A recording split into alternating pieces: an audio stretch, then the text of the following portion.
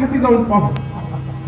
आणि बघ महाराज आणि ती सून म्हणली मैत्रिणीला हे धुणं पहाय म्हणली मी आता गेलो आता आलो.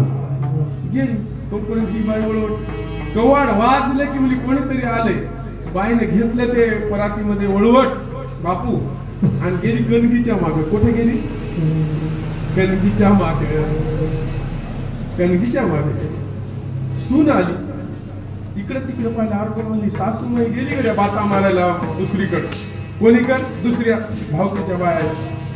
तोपर्यंत म्हणली गरम गरम दूध भाकरी सारखी साय आली आणि साय आणि दूध साखर टाकून खाली वरी दोन्ही गिलासात करू आणि गटकन पिऊन घेऊ. तितक्यात एक तिसरी बाई आली. कवाडाला वाजले की ही म्हणली आता पाहती आणि आपण हे दूध कणगीच्या मागे जाऊन पिऊ. ते दुधाचा पेला मावली खाली वरी गेली लागली टक्कर सासू सुसून. अरे बाई तू काहून आली इथं? म्हणली मला नदीला धुणं धुतावळी बायाने सांगितलंय की तुही सासू कोरडाच भात खाली कोरडाच म्हणून मी पळत आले आणि मी दूध साय साखर खाली वरी करून तुम्हाला दुधात टाकून तुम्हाला खाला. किती मला मया. इतकं हुशार राव माणसाला इतकं हुशार.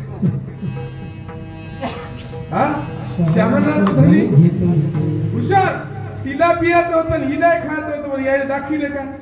एवढे लोक हुशार झाले हो माय बापू या कलियुगामध्ये. म्हणून तुम्ही जर हुशार असाल तर बाकी हिमालयात जाणं त्या कुंभमेळ्यात जाणं गढूळ पाण्यात न्हाणं आणि थंडीत जाणं उन्हात जाणं बर्फात जाणं वारकरी संप्रदायानं माऊली ज्ञानेश्वर ज्ञानोबा तुकोबा सावता नरहरी सोनार या सगळ्या सांतू संतांना तुम्हाला सगळ्या गोष्टी करून पाहिल्या आणि जे सोपं आहे सोपं ते तुका म्हणे सोपे आहे सर्वहुनी आणि शहाणा तो धनी घेत असे. तुकाराम महाराज काय साधे होते का?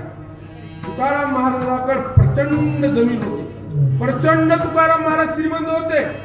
गावच्या शाहूकाराला शाहूकारीचे पैसे होलसेल शाहूकार होते. होलसेल एवढे तुकाराम महाराजाचा घराणा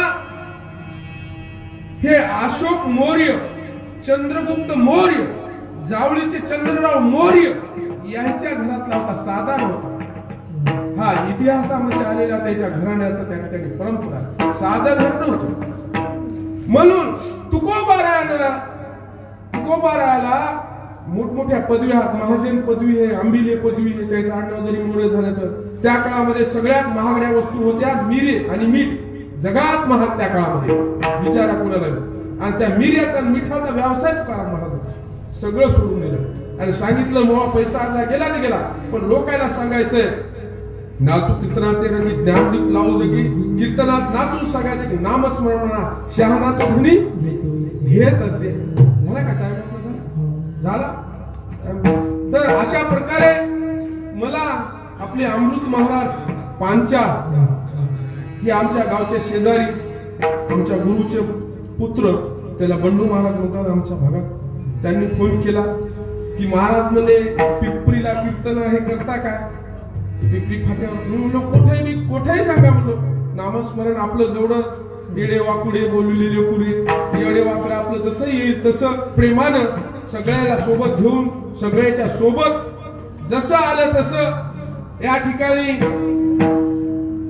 माझं गाव या तालुक्यामध्ये रेडगाव भरपूर शेती आहे.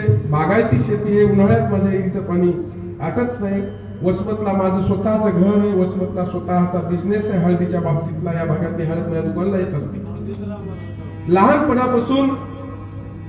लहानपणापासून मी आध्यात्मिक क्षेत्रामध्ये आहे. पोथीचा अर्थ सांगणे भाषण करणे. मराठा समाजावर मी पोथी लिहिलेली आहे आरक्षणावर. आपल्या भागात झाली नाही बऱ्याच भागात झालेली. ग्रंथ लिहिलाय मी ग्रंथ स्वतः अर्थ सांगलाय आणि या माध्यमातून मला त्या ठिकाणी बोलविलं. तुमच्यासारख्या प्रेमळ लोकांना या ठिकाणी माझे वेडे वाकडे बोल त्या ठिकाणी प्रेमाने तुम्ही ऐकून घेतले आणि या ठिकाणी मला वाकडा काही एखादा शब्द गेला असेल मला वापस करा. मी खिशात टाकतो. वसमतला नेऊन तिकडे फेकून देतो. चांगले शब्द असतील माझे आध्यात्मिक गुरु हनुमंत पुंडलिक महाराज भारती आणि आपले वडगावचे पांचाळ महाराज माझ्या वाणीतून आलेले ते चांगले शब्द त्याचे आहेत, खराब माझे माय मला द्या, मी नेऊन टाकतो. आणि एवढं बोलून मी माझ्या वाणीला